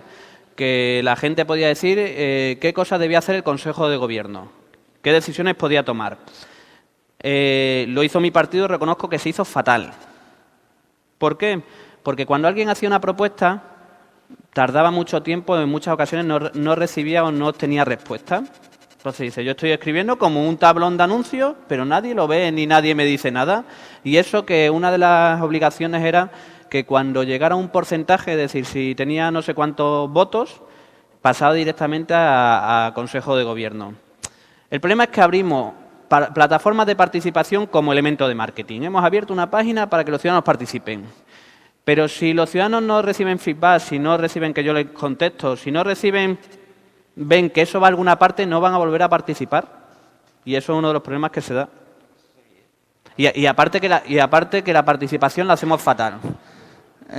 Por ejemplo, yo sé que aquí no nos podíamos sentar de otra forma, o era complicado. Pero como estamos sentados así, se da muy mal para la participación. ¿Cómo hubiera sido ideal que todos estuviéramos a la misma altura y estuviéramos en círculo? Porque permite que todos estemos de la misma forma. Tenemos que buscar las fórmulas en que la gente participe. Y yo dejaría, cuando en este país se está hablando de transparencia, por ejemplo, yo creo que en la transparencia tenemos todos claro, o la mayoría de partidos, y se va a llegar a una ley de transparencia, creo que buena, en la que haya transparencia total, pero creo que tenemos que ponernos a definir el sistema de participación. Y eso sí que creo que tenemos que echarle muchas horas para que la gente se sienta representada. ¿Eso quiere decir que haya que consultar absolutamente todo por referéndum? ¿El mejor sistema es que todas las decisiones que tenga que tomar un gobierno se tomen por referéndum?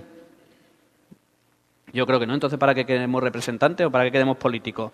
¿Se podría sustituir a día de hoy a todos los políticos? Hay colectivos que lo plantean, que sustituyamos a todos los políticos que tenemos por un ordenador, en un escaño, y que cada vez que tengamos que tomar una decisión, por ejemplo, vamos a ver si quitamos los toros o no quitamos los toros, por ejemplo. Entonces los ciudadanos dan a la maquinita y pulsan, y esa es la decisión que se toma. ¿Sería viable a día de hoy? Yo creo que no. Es decir, el sistema además crearía un problema distinto, porque no todo el mundo tiene por qué saber de todo, ¿vale? Y las decisiones tienen que ser tomadas sabiendo las consecuencias que tiene. En Extremadura tenemos un caso, un pueblo que decidió consultar a sus vecinos si había toros o si ese dinero lo destinaban a crear empleo, en plena crisis y con gran parte de la población en paro. ¿Qué creéis que decidieron? Bueno, ha sido noticia, así que lo sabéis. Decidieron que siguiera habiendo toros. ¿Es la decisión de los ciudadanos? ¿Es la decisión más sabia? Bueno, hay gente que... Yo no voy a decir si es más sabia o no. A mí no me gustan los toros, así que a mí me parece que no era sabia. Pero bueno, digo, a mí personalmente porque no me gustan los toros. Ya, pero, sí, es que no lo quería centrar en el tema concreto, digo en el ejemplo. Hay un ayuntamiento, hay un alcalde que además es uno de los que se suele poner de referencia de gobierno abierto. Para mí no es gobierno abierto, que es el alcalde de Ayun. El alcalde de Ayun es un pueblecito que hay en Granada que consulta casi todo. Casi todo.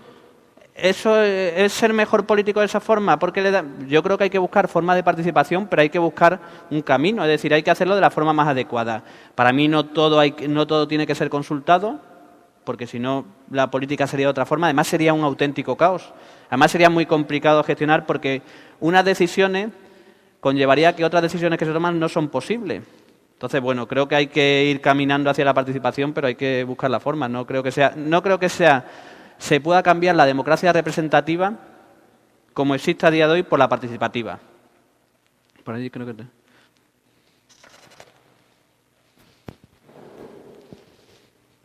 Hola. Yo soy librero y también estoy de off-road con los políticos y también con los ciudadanos, principalmente por su tibieza a la hora de participar y a la hora también de ir a las urnas. Como comentaba este caballero, yo creo que también lo que él plantea, esa tibieza, esa dejadez para no participar, tenía que ser de alguna manera valorado y, bueno, quizá eso sería una buena fórmula, ¿no? Entonces, quiero saber cuál es tu opinión con respecto a que no soy nada, no confío, en que esa participación sea efectiva tal y como está demostrando el ciudadano que no quiere participar, no sabe o los canales que tiene no son los suficientes o los más adecuados. Y también quería decir que en el currículum de los políticos había que añadir el tema de los idiomas, que cuando presenten que sea un buen comunicador, un buen gestor de recursos humanos, que también se le pidiese esa valoración, pues que supiese poder hablar cuando va a los foros internacionales. Yo creo que más que castigar la no participación había que recompensarla y buscar la forma de motivarla, ¿vale? No comparto lo del castigo, no me gusta lo del castigo. Hay que buscar la forma de que la gente participe porque obtenga una recompensa, aunque sea la simple recompensa de que lo que he propuesto se lleva a cabo, ¿vale? Pero no sigo sin entender decir que castiguemos a los ciudadanos o que veamos la forma. La sociedad española ha ido evolucionando de una situación en la que no había democracia, en la que la gente estaba deseando participar y que hubiera democracia, y hubo una explosión de democracia en colectivos, asociaciones vecinales, de padres, en política. La sociedad se fue asentando y esas ganas de participar por la falta de democracia se han convertido en una resignación. ¿Qué ha ocurrido, por ejemplo, con la crisis? Que vuelve a haber ganas de participar. Porque los ciudadanos creen que los que estamos tomando las decisiones o los que tenemos la opción de tomar las decisiones no las hacemos de la mejor forma. Entonces, muchas veces tiene que ver con los elementos culturales, con la coyuntura y con lo que se produce. En cuanto a la formación, un político, otra de las cosas que pide la gente es que, por ejemplo, tenga un título universitario. Dice, yo quiero que un político, para ocupar ciertos puestos de responsabilidad, tenga que ser universitario. Yo, por ejemplo, no estoy de acuerdo. Yo soy universitario, no lo digo por mí. Yo no estoy de acuerdo. ¿Por qué? Yo he visto, siendo ingeniero, a magníficos ingenieros que no tenían titulación. Porque el título, es cierto que los idiomas es otra cosa. Si no sabes inglés, no lo sabes. Pero los títulos no te garantizan absolutamente nada. Es como cuando planteas que un consejero de sanidad tiene que ser médico. Yo me imagino, por esa regla de tres, a un magnífico cirujano. Es un manita, es un magnífico cirujano. ¿Tiene por qué ser, por esa razón, el mejor consejero de sanidad? Además, no es garantía. Que es cierto que en la sociedad en la que ya la mayoría que hemos querido nos hemos podido formar sería deseable, sí. Pero para mí no es una condición por un montón de elementos. Y porque además he visto que no es garantía absolutamente de nada. Lo de los idiomas, depende. Si es alguien que va a ser presidente de su comunidad y no se va a tener que relacionar con nadie en otros idiomas, pues bueno, no me parece importante. Lo que sí creo, y es algo que no se hace, tenemos que decidir los políticos que queremos con respecto al puesto. Es decir, si queremos que dirija un partido, tiene que ser alguien que tenga la capacidad de gestionar bien una organización. Pero fíjate los errores que cometemos los partidos. Solemos poner al que dirige el partido, que al que presentamos de candidato. Pero para mí son condiciones distintas. Es decir, gestionar un partido no tiene que ser igual que gestionar un gobierno. Para mí lo que tenemos que decir, oye, queremos a alguien que gestione un gobierno. Pues vamos a decidir quién es la persona que tiene las mejores características. Pero solemos poner al que hemos decidido que gestione el partido. Entonces, lo que sí creo es que tenemos que cambiar algunas cosas. La formación, yo, por ejemplo, no lo creo. Y además porque yo en la empresa privada he vivido. Y vengo de la empresa privada, como muchos muy buenos titulados con unos currículum y con unas notas de la leche eran penosos profesionales y como gente que no tenía esa titulación eran magníficos profesionales. Eso no quiere decir que la gente no vaya a estudiar ni que la gente no... Tampoco quiero decir eso, pero para mí no es garantía de nada.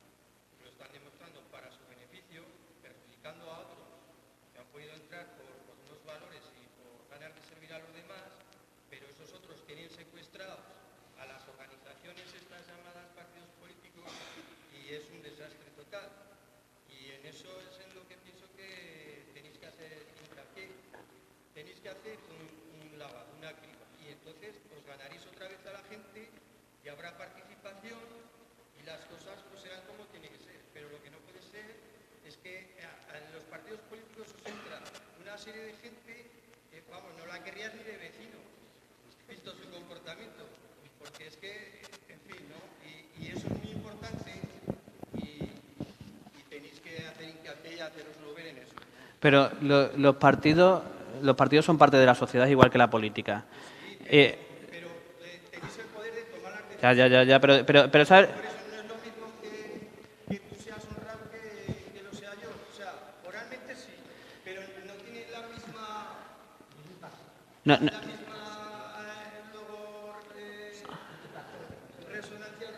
Claro, nos ocurre una cosa, que tenemos el foco. Yo las mismas prácticas que veo en la política, las he visto en la empresa privada. Igual. ¿Por qué? Porque al final las organizaciones las conformamos humanos, y como es la sociedad. Y pasa en las empresas, pasa en la política y pasa en todos sitios. ¿Qué ocurre? Que es cierto que nosotros estamos en el foco y que nosotros tenemos que ser mucho más pulcros porque gestionamos el dinero de los ciudadanos. Pero también suele ocurrir una cosa ahora. Vemos una oveja negra en la política y nos da la sensación que toda la política, que todo el rebaño es negro. Y tampoco es así. Yo creo que es una minoría los casos que se dan no deseados, que se dan en todas las organizaciones. Lo que pasa que la política, evidentemente, tenemos que ser de otra forma, pero no creo que sea mayoritario. Y existe la percepción que es mayoritario. Sí, no, lo comparto, que nosotros tenemos que ser mucho.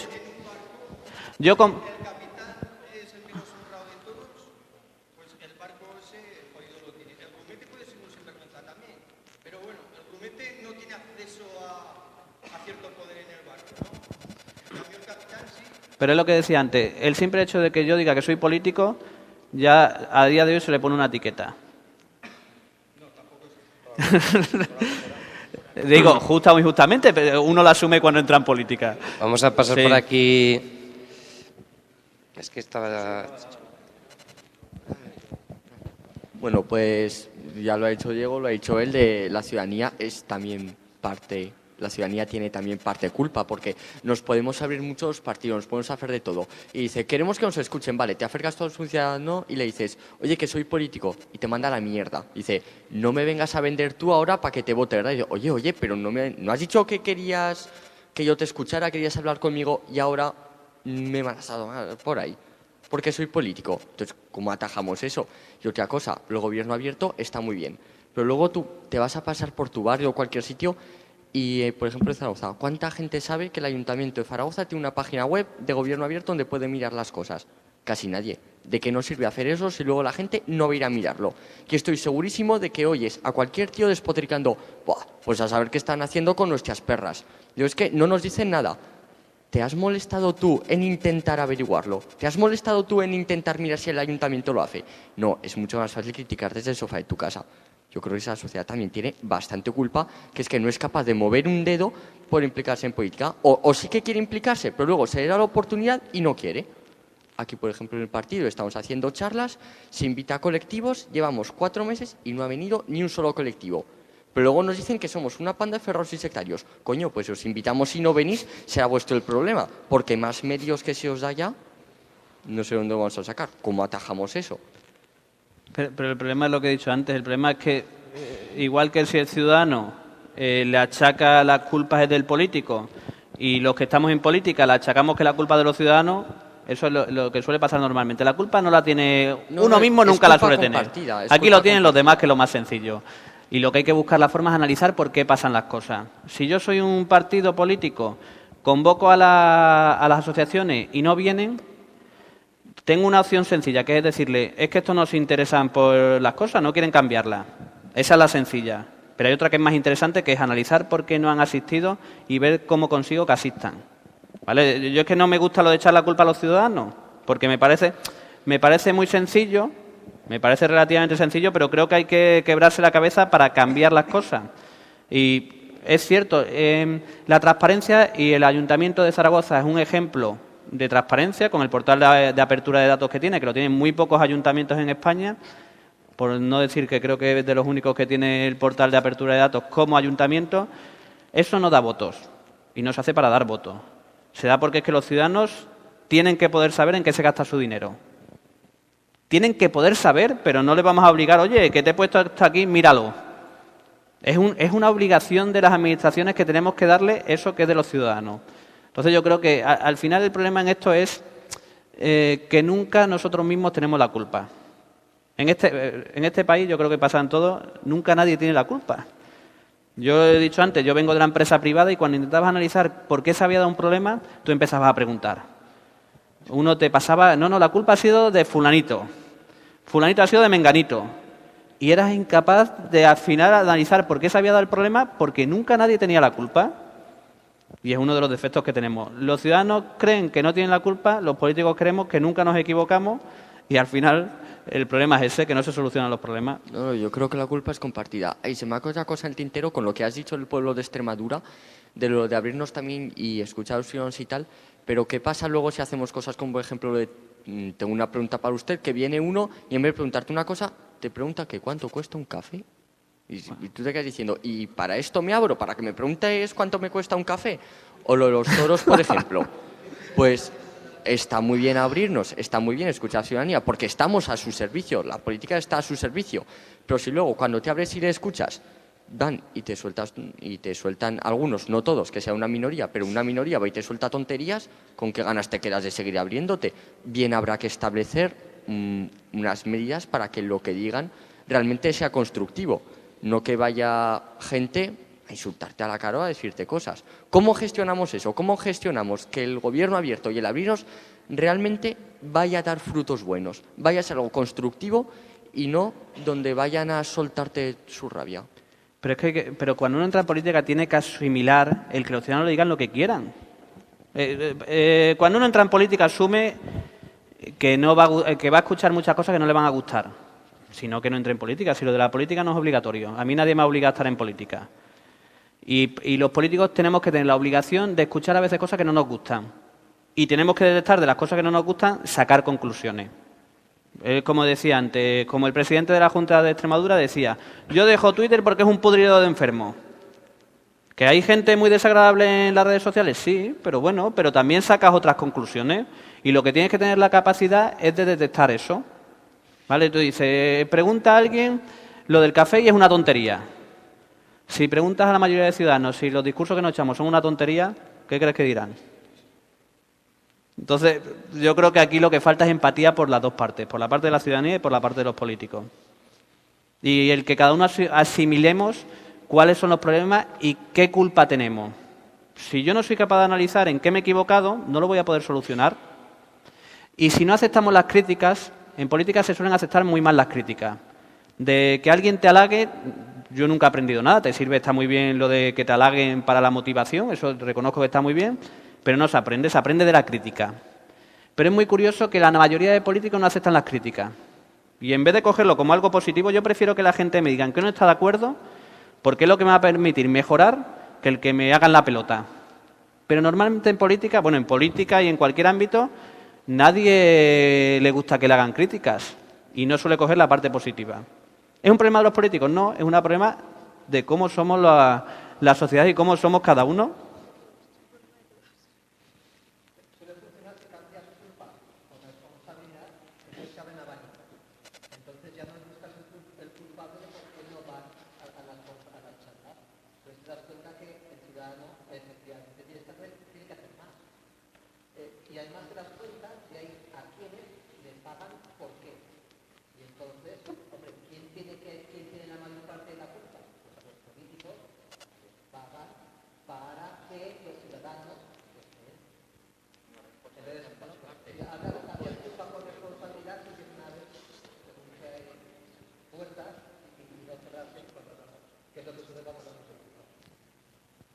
Más palabras que quedan por ahí.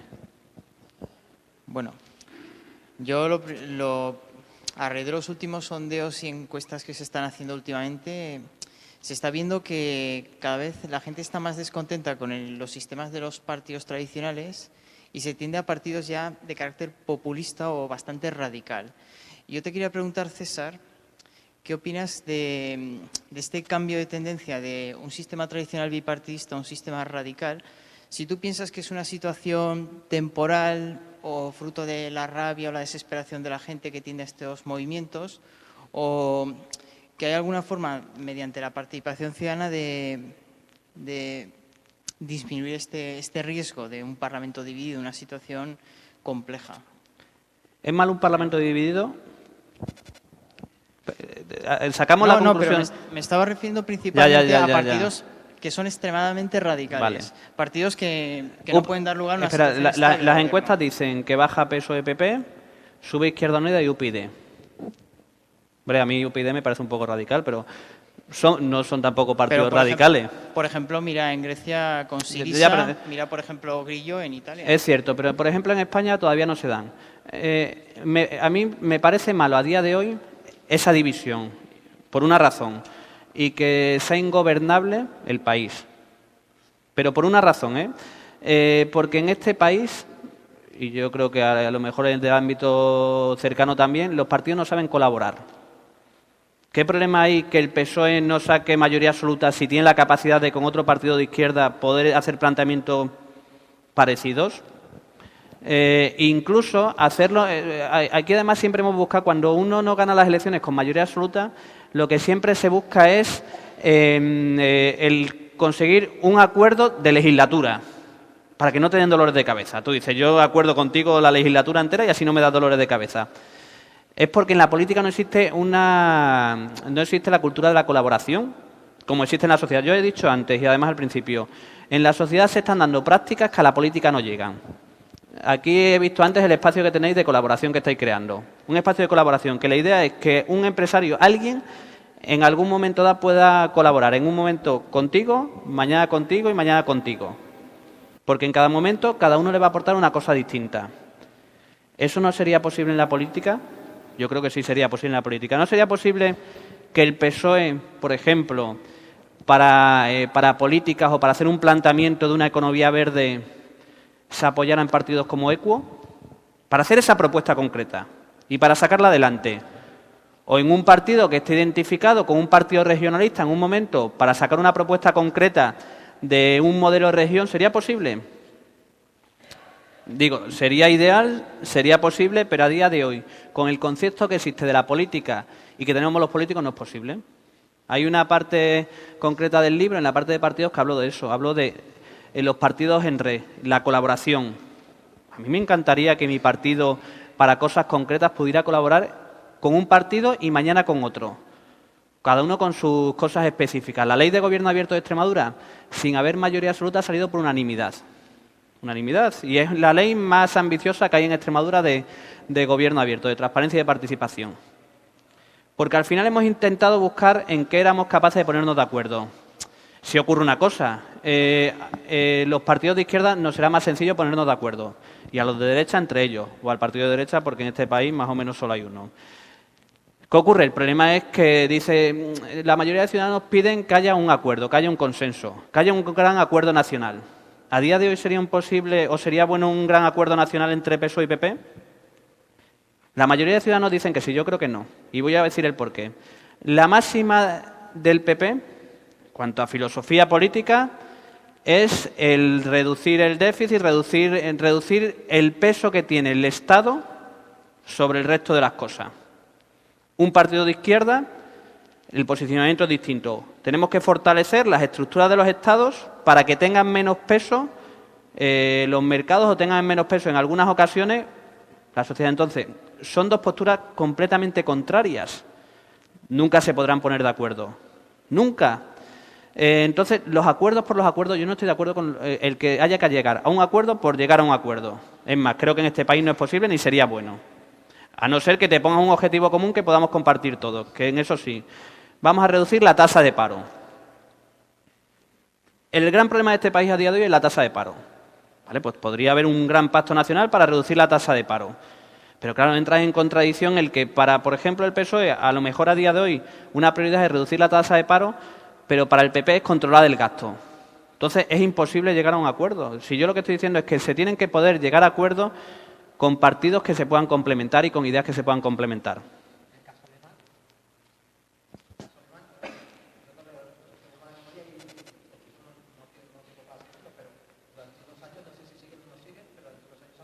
Ya no. Vale, y es cierto. Y en España el PSOE y el PP se pusieron de acuerdo para poner en la Constitución el déficit como prioridad. ¿Qué ocurrió? Que el PSOE traicionó sus principios. Una gran coalición que hubo en Alemania entre el Partido Socialdemócrata y el partido de Merkel. Sí, pero no sé en qué cosas se pusieron de acuerdo, pero digo, aquí también se han puesto de acuerdo. ¿Pero qué hizo uno de los partidos? Traicionar sus principios. Entonces, ponerse de acuerdo, claro que nos podemos poner de acuerdo, pero si al final para eso tienes que traicionar a la gente que te vota o lo que apoya a la gente, será complicado.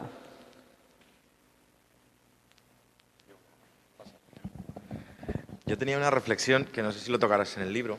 Estamos hablando de paradigmas, nuevos paradigmas en la participación política, en la participación social, y estamos hablando generalmente de política macro, a unos niveles de Estado, de comunidad autónoma, que quiero que hagamos una reflexión o que me puedas indicar qué papel tiene que jugar la política micro, la de la calle, el barrio, el distrito, el pequeño ámbito, donde la participación es más cómoda, donde la sigla se difumina mucho más y donde el político micro, político que no cobra, político que no vive de ello y que lo hace de una manera voluntaria, gestionando recursos que en la mayoría de las veces son escasos, como puede pasar en los ayuntamientos o en las pequeñas entidades, si no es un laboratorio para poder experimentar estos nuevos modelos de democracia participativa, cercana, próxima, deliberativa, consuetudinaria, ese tipo de espacios. ¿Qué opinión te merece? Sí, yo creo que además la demostración de ello es que el 15M, después de la gran concentración, hizo una cosa, que fue las reuniones por barrios. ¿Vale? Cada uno llegaba, o por temáticas, cada uno debatía de su temática, economía por una parte, periodistas por otra, sanidad por otra, educación por otra, pero aparte lo hacían por barrio. Es que yo creo que lo que hay que conseguir es crear pequeños nodos de debate, de participación y después unir todo eso. Si es que como hay que hacerlo es como dices tú, desde la política micro. Hay que conseguirlo desde lo pequeño para conseguir aprovechar el talento de todo el mundo que quiera aportar. Y es cierto que desde lo macro es muy complicado. ¿Vale? Entonces, la clave es conseguir crear nodos de gente que participen. ¿Esto podría ser un nodo? Esto podría ser un nodo. ¿Cada asamblea de barrio del 15M podría ser un nodo? Podría ser un nodo. Que yo creo que la forma más fácil de ensayarlo es en el ámbito local o en el pequeño ámbito. Pero también se puede trasladar a los ámbitos generales.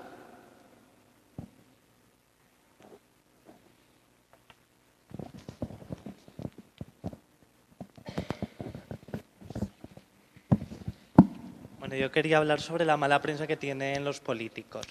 Y creo que también es culpa de los propios partidos políticos que no denuncian a los corruptos, ¿no? Y luego de esa manera se provoca el que la mayoría crean que todos roban cuando no es así. Eso se soluciona con transparencia. Cuando a mí me acusan de que los políticos no trabajamos, lo que suelo colgar en el blog es todas las propuestas que he hecho, cuál es el resultado, incluso la agenda. ¿Vale? Es decir, ¿cómo se contrarresta la mala fama? Con transparencia. ¿Cómo se contrarresta el que no me llevo dinero? Publicando mi declaración de la renta. Bueno, aunque es lo que sale lo que te pagan en B no va a salir. Pero ¿cómo se soluciona? Con transparencia. La mala fama, por eso yo apuesto por la transparencia total. ¿Qué ocurre? Que ahora los gestos de transparencia se hacen como consecuencias de casos de corrupción. Y a mí me gustaría que se hicieran más como un caso de convencimiento. Es decir, que tú hagas transparencia porque creas que es una obligación política. ¿Así se soluciona? Hombre, se solucionaría en parte. Yo publico mi declaración de la renta y los ciudadanos dirán, ya, pero es que ahí no vas a publicar lo que te llevas en B. Publico la agenda y los ciudadanos seguro dirán, ya, pero ahí la estás inflando. Se soluciona con transparencia y con confianza. Con transparencia solo no sirve, porque si no confían en nosotros, da lo mismo lo que publiquemos. Y lo que tenemos que conseguir es la confianza. ¿Cuál? Estoy de acuerdo.